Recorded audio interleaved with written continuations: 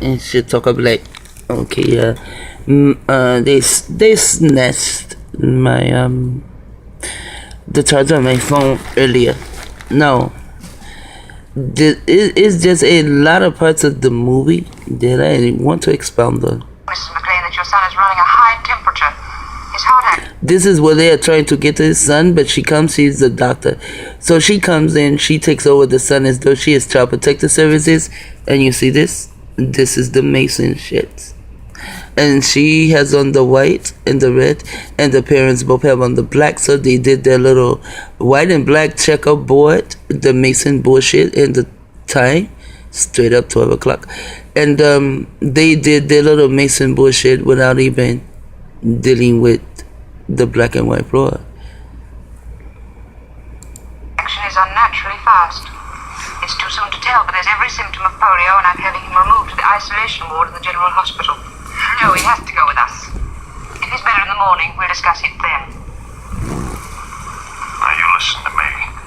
We don't want you telling a lot of those idiotic stories. Understand? George, you know we can't leave him here. We have to... Shh.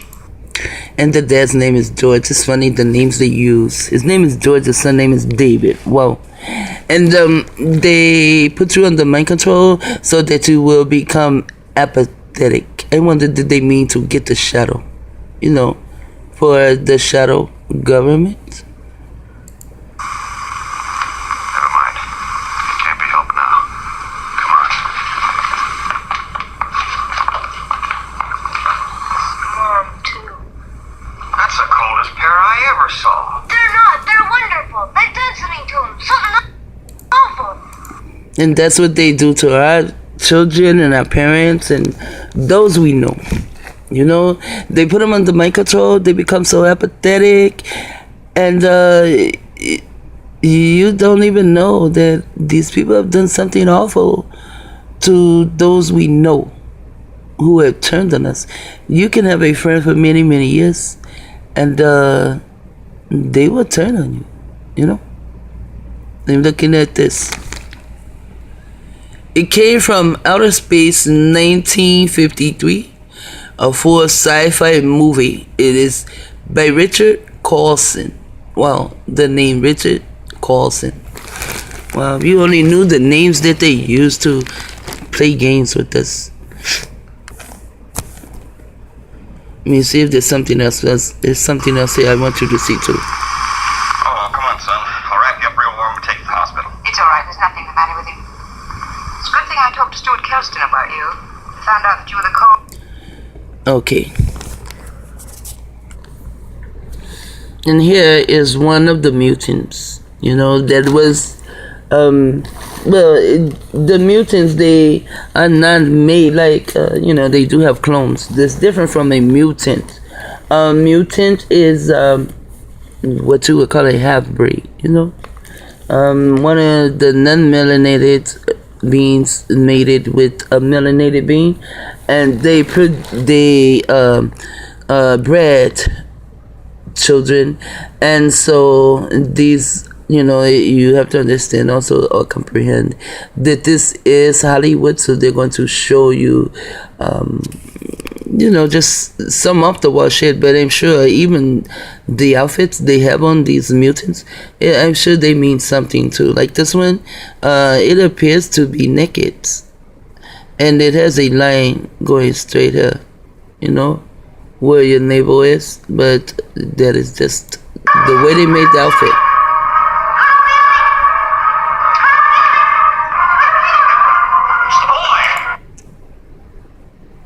I thought that was... No, this is the part I wanted to get back to. See where it is, but it's right here. You see, like it's going to go right here. You see, but when in the movie, how you can tell if they are under mind control, there will be a mark all the way down here behind the neck.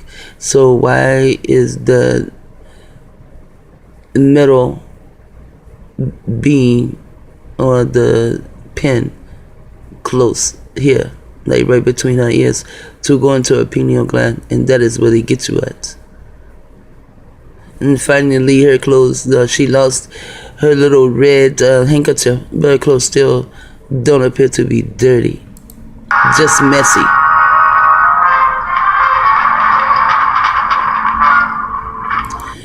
Now the boy, this thing allowed the boy to go by because one of the police officers have the little boy, and the police is under mind control, so the police is able to go back and forth because he already has the frequency, the chip.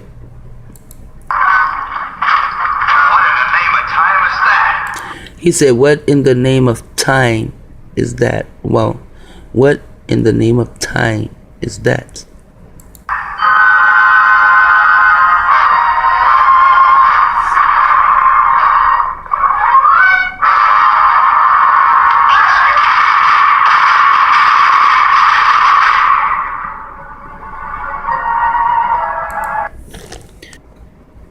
Now the head is commanding this thing of what to do.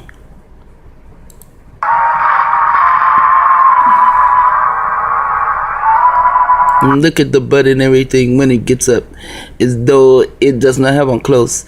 Now that part to me reminded me of when I lived in LA. These people would do this drug, I think it's called water, and they had where I saw one straight outside my window where these you take the water and you just be so damn strong.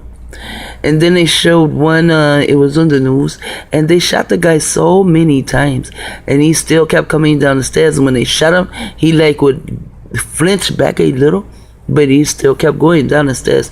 And they shot him 14 times before they could subdue him.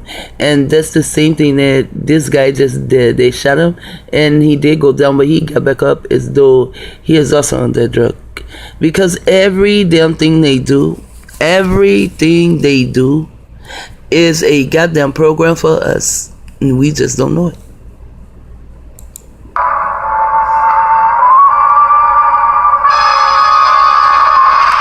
And for some reason, it looks like a female, it really does. You see, even right here, the breast, and the way that it is shaped, because of the thighs, and it reminded me of a video I saw of Sandra Bland. They finally put out a video of her coming into the police station with the police officer, and she does seem to be okay. The blow to her head did not bother her. She's not, her wrists seem to be okay, although she said she could not feel her arms. And something about that video just lets me know something's fishy there. But since I do not know Sandra Bland, and I do not know anyone who knows Sandra Bland, I kind of stopped there. But I'm going to speak on it. And yeah, I'm going to speak on it though, but not now. Then I'm going to get to another part of this. And they did shoot this thing until it fell down, and then they walked past it. They thought it was dead, but the head, it signaled it again to, to get up. See the head? And they still have not put that metal beam or metal pin in her head yet.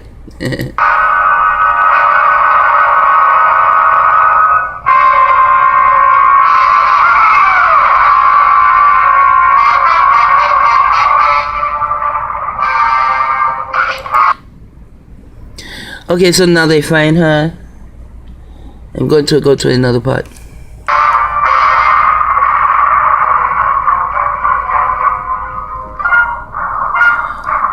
So now they carry him, the head. She's still laying there. She's still not. They're very slow with the beams.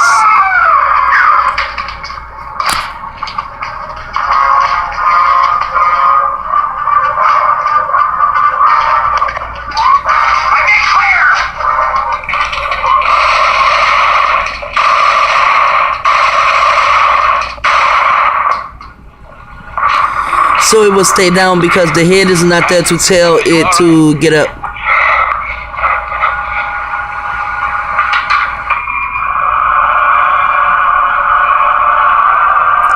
You hear the sound? They're getting ready to take off. Blair, set up demolition charges enough to blow this thing right back to Mars.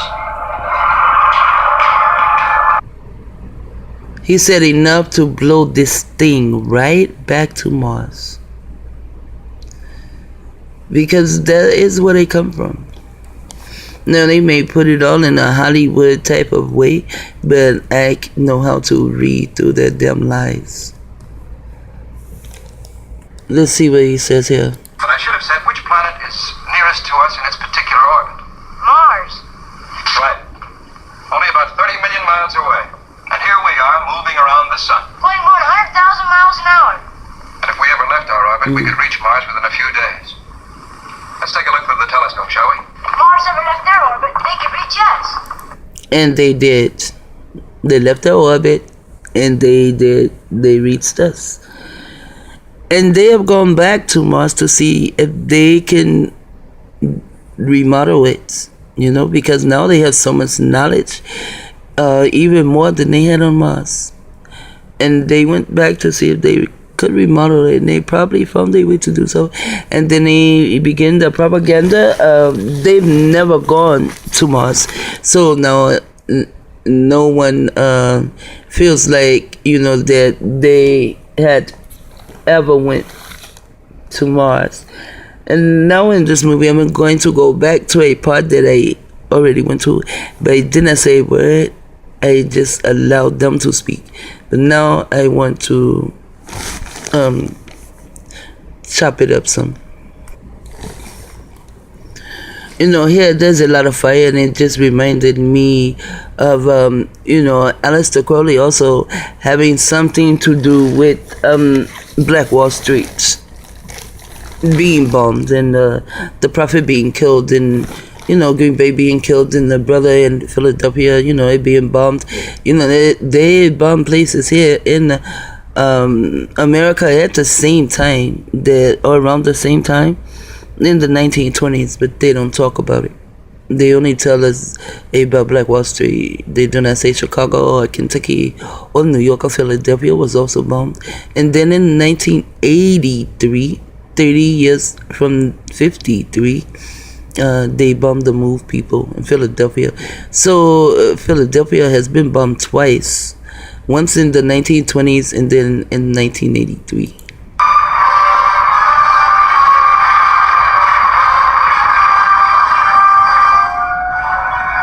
I saw this part already. I don't want to see this. No, they died just the way the little girl did. Please, God. Okay, this is the wrong part. This is the part I want you to see. What do you make of this? I want to expound on it. Seems to be some sort of crystal attached to what looks like a piece of platinum. That is a chip. At the base of the skull. Well, that globe exploded in the brain and caused a hemorrhage. That's what killed her. Mom!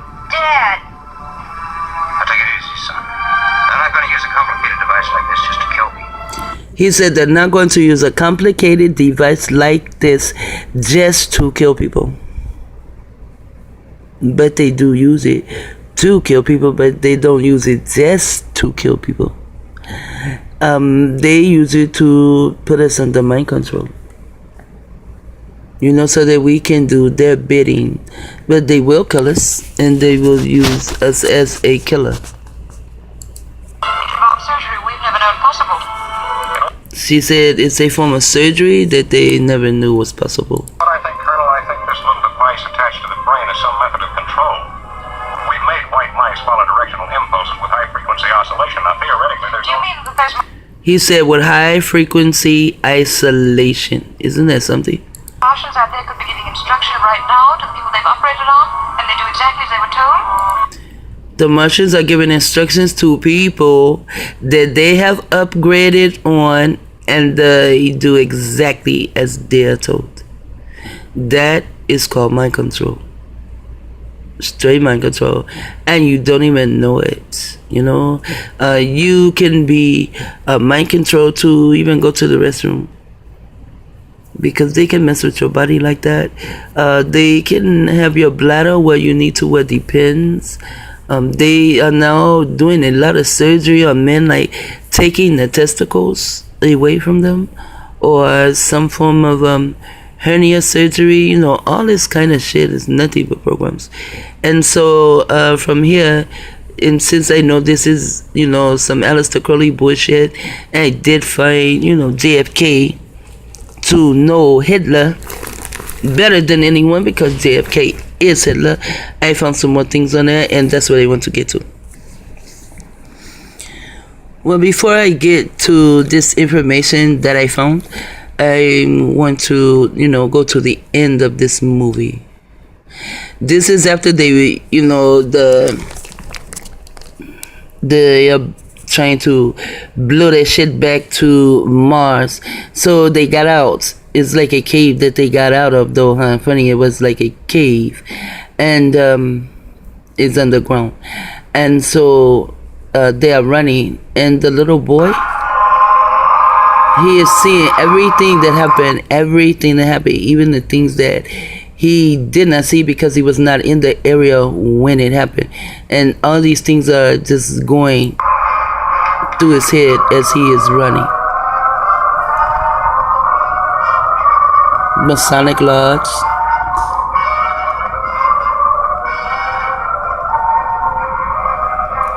The little girl. It takes the little girl.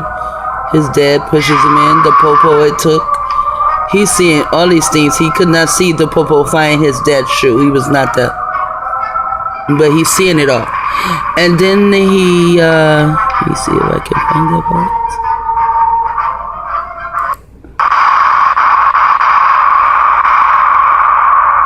So now he winds up in bed as though it is nothing but a dream. And this is how I know that these are programs, and the programs will keep repeating itself over and over and over.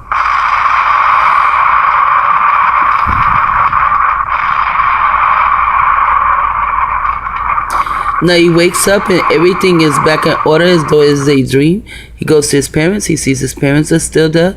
And then he goes back to bed. And when he goes back to bed, you heard the storm or whatever. It starts again. And the time on the clock is the same. See?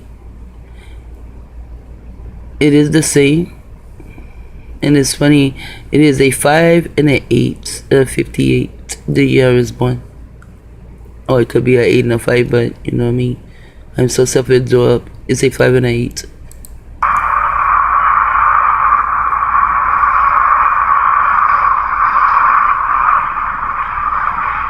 And there it goes. It starts all over. No matter. This let me know that we do not matter. No matter what we do, how we do it, how it's done, who does it, what your name is, who your parents are, where you were born, you know, how much standing you have in the community, or how many followers you have, or if you're just, they have just made you so isolated that you always be alone. It really doesn't matter what we do. We think we can stop that program, but we cannot. The program just keeps going on and on and on, you know. Just like those that come down to, you know, that have been born on this planet to come and give us information, you know. They may not didn't have the Aleister Crowley information, but maybe they lived long enough, they would have found it out, you know, and they would have known about all the mind control, the chips, and we would have known about all this. But the Martians, they made synthetic humans, and you see also they were putting chips in people to make them apathetic. That's a synthetic being also, and that's what they did. And even, you know, the melanated man, he helps the non-melanated man to kill off our teachers or leaders or whatever they are called on this planet, you know, because they are synthetic. And a lot of us, we have synthetic children and synthetic parents, synthetic friends, You know, synthetic brothers and sisters, they're just synthetic. But we so-called earthlings, you know, and this word is given to us by Germans who put us under my control. And they were earthlings, and we have been given our feelings on how to feel about things, you know. So we have been taught and put into a belief system that, you know, this is your child, you have to deal with your child, and then they come in with that unconditional love. Fuck that shit. Unconditional love my ass. I mean, can you really love someone unconditionally and they come and shoot you or throw acid in your face or some stupid shit like that? You're still supposed to love the person, because love is only a spell. So the ones who are synthetic in your family, you may can get them back if you learn of yourself and how you are under my control, and that you have a handler yourself. There's a possibility that you can also help your synthetic friends and family. You know, you might be able to. So this 21 minutes in, I'm going to come back with the beam of balance in Italy and Germany and Japan. This came from Axis, but I think I'm not for sure if I got this from this movie or if I got it from watching you know, You're Under My Control, you don't even know it, you know, the true interview, because I got this like last week, you know, and I didn't know if I wanted to do something with it or not, because I know it doesn't matter if I do or if I don't. But sometimes, like I say, I do like to talk. So today was one of the days I just felt like talking. So, should talk a lot about.